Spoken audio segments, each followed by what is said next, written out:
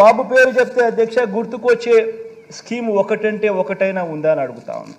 ప్రతి కుటుంబంలోనూ ఈ చర్చ జరగాలి అధ్యక్ష.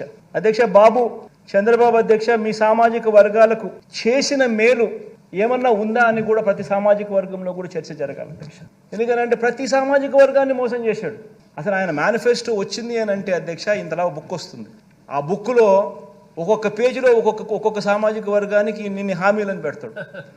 ఎన్నికలు అయిపోయిన తర్వాత ఆ బుక్ ఆ మేనిఫెస్టో ఎక్కడికి పోతుందంటే చెత్తబుట్టలోకి వెళ్ళిపోతుంది. ఆ మేనిఫెస్టో ఎక్కడుందని చెప్పి నెట్లో ఎతికినా కూడా ఎక్కడ కనిపించదు. కనీసం నెట్లో కూడా దాన్ని కనపడకుండా చేసేస్తారు.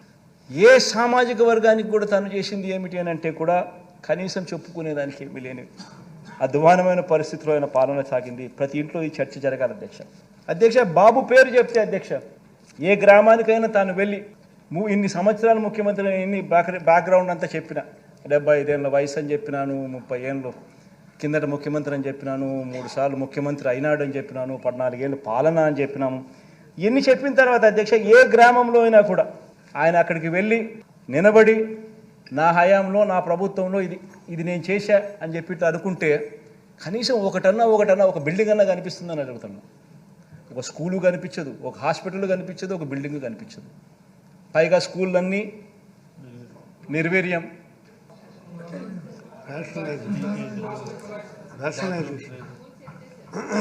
మే స్కూళ్ళల్లో పరిస్థితికి నేను చెప్పాల్సిన పనులు చంద్రబాబు నాయుడు హయాంలో ఏ మాదిరిగా ఉన్నాయో ఆ రకంగా కనిపించే పరిస్థితి అధ్యక్ష.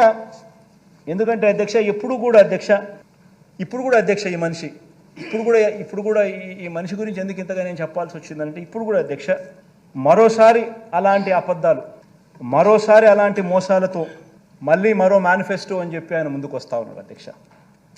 ఈ మనిషిని నమ్మడం అంటే ఏమిటంటే అధ్యక్ష బంగారు కడియం బహుమతిగా ఇస్తానని ఊబులోకి దింపి మనుషులను తినేసే కథలో పులి మాదిరిగా కొత్త ఎర్రలతో ఈ పెద్ద మనిషి బయలుదేరాడు అధ్యక్ష. ఈ మనిషిని నమ్మితే ఆ పులి కథే గుర్తుకొస్తుంది అధ్యక్ష. అబద్ధాలు చెప్పేటప్పుడు అధ్యక్ష బాబదారిద్ర్యం ఎందుకు అన్నది బాబు సిద్ధాంతం అధ్యక్ష. అబద్ధాలు చెప్పేటప్పుడు బావ దారిద్ర్యం ఎందుకు అనేది ఆయన సిద్ధాంతం అధ్యక్ష. ఏమైనా చెప్పేసి ఇట్లా అబద్ధాలు చెప్పేటప్పుడు ఏముంది, 1,00,000 అయితేనేమి, 1,00,00,000 అయితేనేమి, యాడైనా చెప్పేసి అది ఆయన సిద్ధాంతం అధ్యక్ష. నమ్మినవాడు మునుగుతాడు, నమ్మించిన వాడు దోచుకోగలుగుతాడు. ఇది ఆయన సిద్ధాంతం.